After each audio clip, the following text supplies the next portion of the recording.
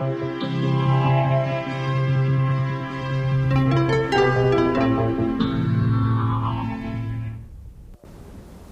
and welcome. I'm Jeffrey Mishlove.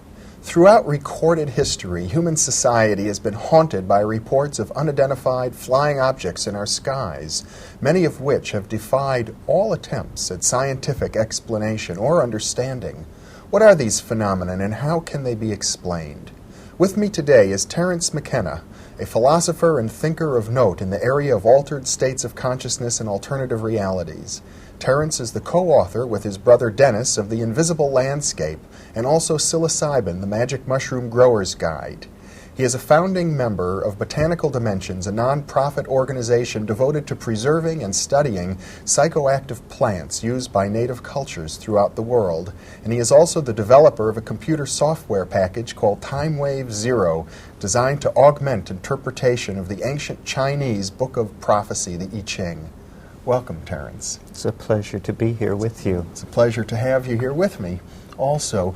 You know, the UFO phenomenon is striking because it's so bizarre. It seems as if the reports that come in about UFOs defy any attempt whatsoever to categorize them. I guess from my point of view, I can only assume that there are probably many different interpretations of this event. I think, given your background as a student of shamanism and altered states of consciousness and alternative realities, you have some unique perspectives on the UFO phenomenon. I wonder if we could get into that material. Yes, well, the ordinary approach to the UFOs has been to view them as visitors or intruders from a nearby star system that have come in metal ships for reasons of trade or scientific investigation or military conquest. Or missionary activity. To the vicinity of our planet. And this was a myth that sprang up concomitant with the modern wave of sightings that began shortly after World War II. As time has passed and the number of sightings have gone from hundreds to thousands to hundreds of thousands of instances, as the myth has fleshed itself out with sub-themes, the theme of abduction, the theme of telepathic contact, it's become much more difficult to fit all the known facts into the simple model of spacefaring visitors from another world. So what we are left with then are a number of more exotic competing theories in the so-called postmodern phase of thinking about the UFO. Probably the best known of these alternative explanations was the one pioneered by the Swiss psychologist Carl Jung, who in 1953 wrote a book called Flying Saucers, a Modern Myth of Things Seen in the Sky. And Jung was at great pains to, without passing judgment on the reality of the saucers, of the things seen, to interpret them psychologically, to interpret them as one would interpret a dream.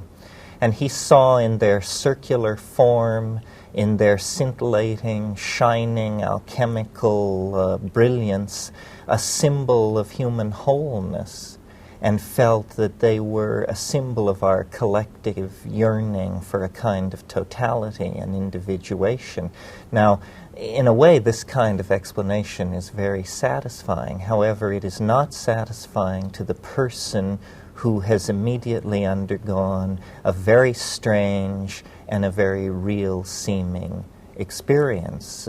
Unless such a person were told great messages of hope for the planet. Well, and this is a persistent part of the flying saucer phenomenon, that people who have close contact with the saucers return with messages of universal brotherhood and benevolence, with stories of a beneficent hegemony of organized intelligence where wiser, older worlds and civilizations help younger and less mature worlds toward a kind of galactic citizenship. However, that's just one thread of the evidence. it's one thread of the evidence, and it isn't really well supported by the evidence. Jacques Vallée, who is one of the foremost commentators on the phenomenon, has been at great pains to point out that with the flying saucer phenomenon, we're dealing with thousands and thousands of incidents per year throughout the world. It's very hard, with even at our own primitive level of scientific sophistication, we can learn a great deal about a planet by sending a single probe to that planet. What kind of scientific program of investigation requires thousands and thousands of appearances? And if we make the assumption that not all appearances are observed, but that in fact only a small number are observed, then the number of appearances that must actually be going on soars toward an astronomical number. It suggests we're dealing with an interpenetration by an alien dimension on an almost industrial scale. Of course, a single probe could cause thousands of appearances. If it were of a sophisticated enough nature, that's right. The approach that I have taken that has characterized my work with this phenomenon was, first of all, to say we have not carried out a sufficiently in-depth survey of the life already on this planet to be able to say that at some time in the past life did not arrive here and thrive here, that is not part of the general heritage of life on this planet, but that has somehow come in from the outside. My candidate for that kind of an intrusive extraterrestrial would be probably a mushroom of some sort, or a spore-bearing life form, because spores are very impervious to low temperatures and high radiation, the kind of environment met with in outer space. In other words, a mushroom spore could conceivably even waft itself up through the atmosphere of our planet and enter into empty space. Oh, there's no question but what this is happening, that through what's called Brownian motion, which is sort of random percolation, spores do reach the outer edge of our atmosphere, and there, in the presence of cosmic rays and meteors and rare, highly energetic events, occasionally a very small percentage of these biological objects are wafted into space. We even possess meteorites that are believed to be pieces of the Martian surface thrown out by impacts on the Martian surface of asteroidal material. In fact, I think part of the grappling with the UFO mystery is going to lead to the conclusion that space is not an impermeable and insurmountable barrier to biology, that in fact planets are islands, and life does occasionally wash in from distant places, and if conditions are correct, can take hold. However, let me say, in the UFO phenomenon, we are dealing, or we presuppose that we are dealing, not simply with the phenomenon of extraterrestrial biology, but with the phenomenon of extraterrestrial intelligence. And this is a hackle-raising notion. We're dealing with more than mushroom spores. We're dealing with more than mushroom spores, at least as ordinarily conceived. And I think the thing that has been overlooked in almost all discussions of extraterrestrial contact is how strange the extraterrestrial is likely to be. It isn't going to be a friendly elfin little feller with a beating heart of gold. It isn't even going to be some of the more extravagantly grotesque creations out of Hollywood.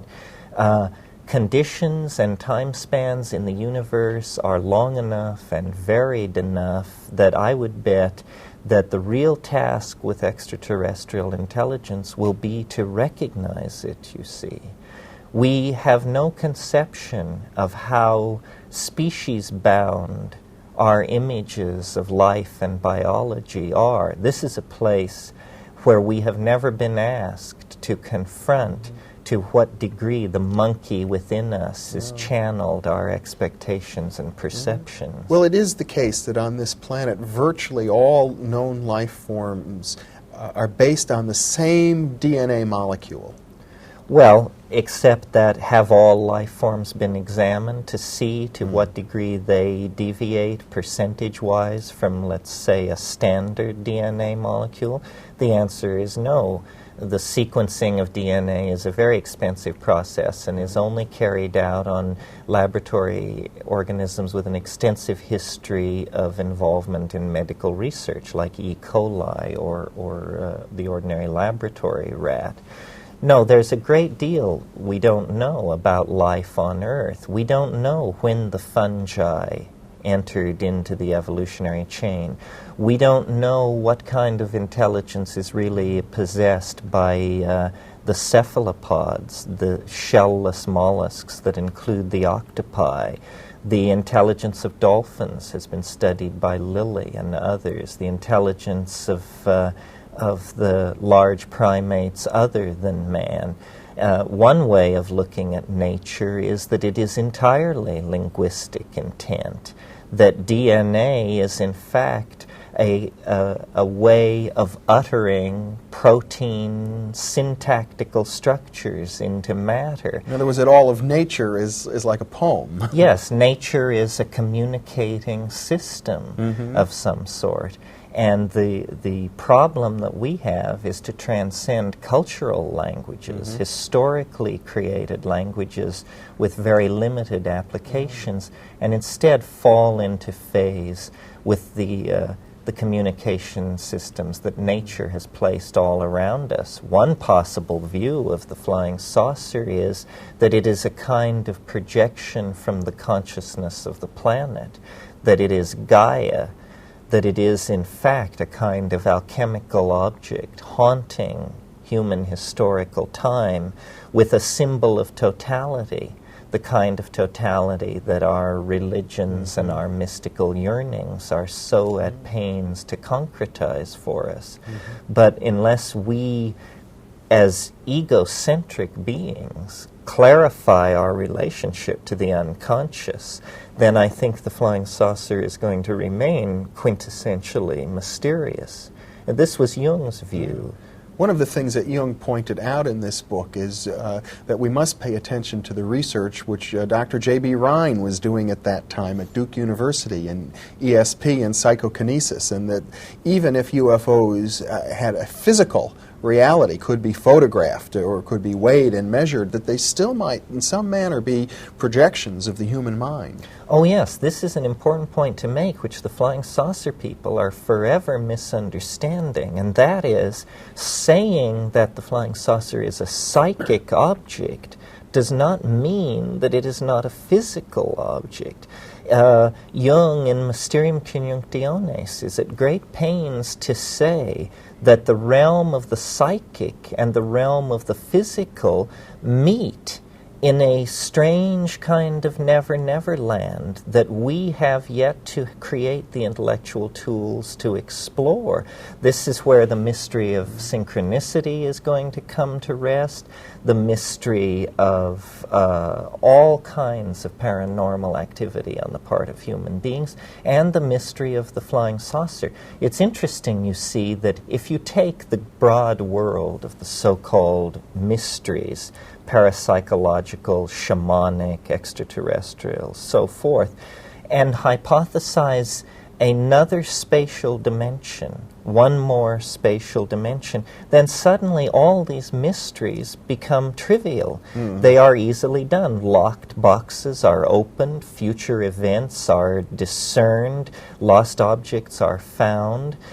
This sort of thing becomes quite the ordinary run of things if we hypothesize dimensions hidden from ordinary experience. And of course there's serious work at this point in the field of unified field theory and physics to postulate other dimensions of space than we normally think of. So that's right. The current physical models of the universe require 11 dimensions, 11 integrated variables to describe, and that's physical models of the universe. If we then turn our attention to mind and realize that having no definition of what mind is, why then is there any mystery in the fact that we have no definition of what the UFO is? The mind is present at hand in every conscious moment. It has been our constant companion for 50,000 years, and we haven't a clue as to what it is. So, therefore, a manifestation of the other, the superego, or the extraterrestrial other, like the UFO, it is not surprising that it is a mystery. I always hark back to the words of J.B.S. Haldane, the great British enzymologist, who said, reality is not only stranger than we suppose, it may be stranger than we can suppose. Well, that suggests to me that if we look at some of the most bizarre, most anomalous cases that we have, such as UFOs, and we begin to ask ourselves, not so much what are they, because that's a mystery, but what is their function? How are they affecting us?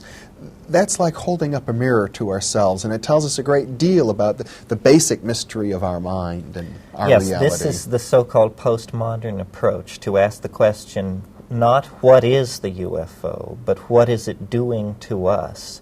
And Jacques Vallée pioneered this approach, and the answer is fascinating. What the UFOs are doing to us, to global society, is they are eroding faith in science by casting directly in the path of science a kind of gauntlet, a challenge.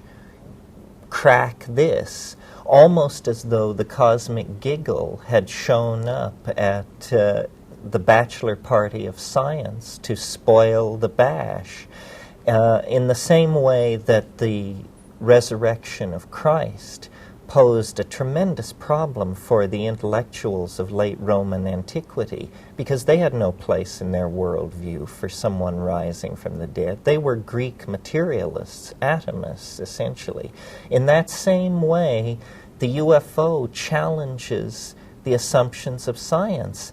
And I think in that way, in that sense, Jung was really on to something when he saw it as coming from the unconscious.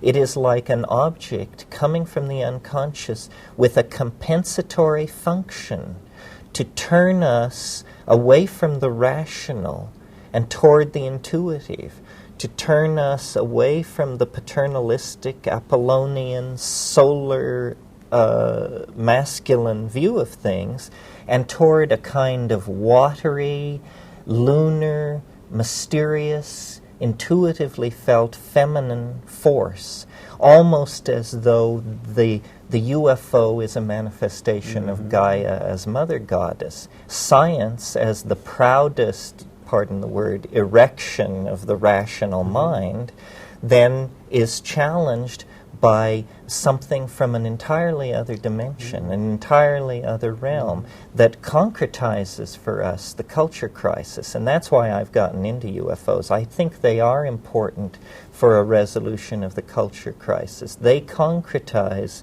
the struggle between the paternalistic masculine and the lunar feminine between a dominator society and the kind of partnership society that we require to survive. And yet it seems as if that challenge is not a direct confrontation. It's, as Vallée points out, the UFOs are operating almost at the mythological level of our culture. They're not landing in the White House. They're not really challenging the military or NASA. No, they're very mercurial, very watery. When you reach out toward them, there is nothing there. What they chiefly have become is an intellectual force in human thinking about the future. But when you reach out to grasp the hardware, to read the message, to meet the alien, there is nothing there. I've come to the conclusion, both from talking to contactees and having had a contactee experience, that whatever lies behind the UFO mystery, it is a force which can literally do anything. So it is fruitless to talk about the size of the objects or their composition or color or the size of the entities and their dress and weapons and accoutrements, because it can appear literally any way it wants to. It can appear as the Virgin Mary, it can appear as Galactarian overlords, it can appear as gnomes, elves, sprites, this sort of thing. It is not to be caught in the rational net. No. Your description is strikingly actually parallel to the, with one exception, to the view of many fundamentalist Christians who say this UFO stuff is all the work of the devil. Well, I don't know about the work of the devil. Jung's criticism of Christianity was that it had not made a place for what he called the shadow. And he said the productions of Christian culture will always be neurotic because the shadow has not been included, so there's a lack of psychic balance. Perhaps the UFO carries compensatory psychic energy from the realm of the shadow. Some people are very frightened of it. Some people see it as an almost millenarian salvational hope, the savior of mankind. I think that it's very powerful, that it haunts time like a ghost, that the messianic anticipations of fundamentalist Christianity and Islam are in fact a picking up on the shock wave that the image of the flying saucer casts backward through time, that this image of the New Jerusalem, the four-gated city descending from the sky to whisk the elect away to a better place, is a kind of prophecy yearning toward a fact in the act of becoming. You know, Christianity and Islam are the most history-obsessed of all the world's major religions. Along with Judaism. Along with Judaism. And all three of them have this notion of the transcendental object at the end of time. Yes. And alchemy in the 16th century was an outbreak of an expectation of a transcendental object in the nearby here and now that would the omega point of history, yes, so to that speak. would cure all ills, confer longevity, fertility, virility, immortality. And I think that the flying saucer is an airborne philosopher's stone, the Sophic hydrolith of Paracelsus haunting the skies of modern America with a promise of mandalic cohesion for the future that science has not given us. Science has been a sadly disappointing religion in the realm of the heart. The flying saucer comes from the heart, but it bears the very strange energy of the other in its manifestation as planetary goddess. Yeah. I'm often struck by the psychic powers that seem to be associated with people who have had intensive encounters with UFOs. That's right. The thing is, I've researched many of these cases myself. It's both material and psychological. It anticipates the future. It seems as the memories of the contactees are transparent to this force. It can reach deep into their lives and confront them with information taken from forgotten incidents in their lives. It is an awesome kind of force that transcends space and time for the individual. Now, it may be that we will never have a general theory of flying saucers. It may be that this is something that addresses the individual in the same way that I don't think we will ever have a general theory of falling in love. That, too, is something which addresses the individual. We have been mistaken to expect Time magazine or the New York Times to explain the flying saucers to us. They will not explain the flying saucers to us any more than they will explain ourselves to us. This is something that haunts the membrane of experience very close in to the experiencing ego, and therefore it is threatening. And this is one of the reasons that I think it relates to the psychedelic experience, because the psychedelic experience is like a UFO encounter on demand. Yeah. It's where the will of the person having the experience enters in. They decide to have this curious symmetry-breaking kind of experience. what I have tried to say to the UFO community is that we will not really have a deep understanding of what the contact experience is until we include data from the psychedelic experience as a legitimate data to be included when looking at the problem. Yeah. Well, you have talked earlier about our need to make an extensive survey of all of the biological manifestations on our planet. It almost seems that in order to really get a handle on UFO phenomenon, we'd need to make a comparable survey of all of the psychological manifestations of which we are aware. And it seems to me that at some level, you would agree with me that the UFO phenomenon is one of our psychological manifestations. Yes, I agree. We've got about 2 minutes left, so I wonder if we can sort of summarize your view in that regard. Yes, I think that the UFO phenomenon is a modern manifestation of a phenomenon which has been with us for thousands of years. That is the partial penetration of our own cultural space by others, pixies, elves, fairies, sprites, demons, whatever you wish to call them. Angels. Angels. In the past, we had a professional class for dealing with these go-betweens. We called the professional class shamans, and they mitigated these comings and goings and had a lore and a mythology about them. As we have lost contact with our shamanic roots, the things which go on at a low frequency out in the wilderness and deserts of this planet have become to seem like us either like invasions from another world or virtual impossibilities. I think that the flying saucer is knocking on our door to remind us of the depth and strangeness and animate intelligence that is resident with us in nature on this planet. Terence McKenna, it's been a very eloquent presentation, extremely thought-provoking. Thank you very much for being with me. It's always a pleasure to talk with you. And thank you very much for being with us.